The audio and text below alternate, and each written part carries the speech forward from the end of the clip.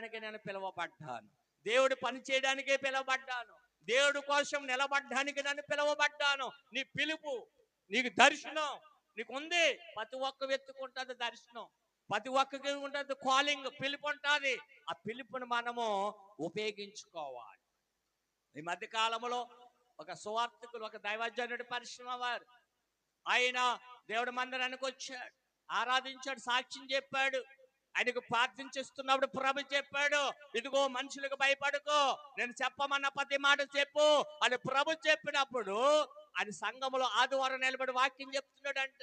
ఈ లోపల కొంతమంది వ్యక్తులు వచ్చినప్పుడు ఆయన చెప్పమన్నది చెప్పక ఏదో చెప్పుకుంటూ వెళ్తుంటే దర్శనము కాదంట, కళ కాదంట, నేరుగా దైవజనుడి రూపంలో దేవుడి వెనక భాగం వెళ్ళి అలా భుజమ తట్టి, మా సాన్ జీవాన్, నీకు నేనేం చెప్పాను అది చెప్పు అన్నాడంట.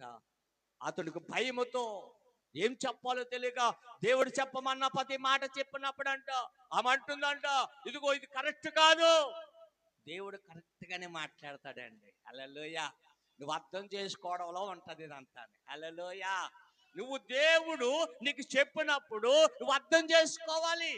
ఈ వాక్యాన్ని తప్పు పట్టడానికి నువ్వు వీలలేదు. ఎవరు తప్పు పడతారంటే తప్పుడు మనుషులు తప్పుడు పట్టడానికి చూస్తారు. దేవుడు వాక్యం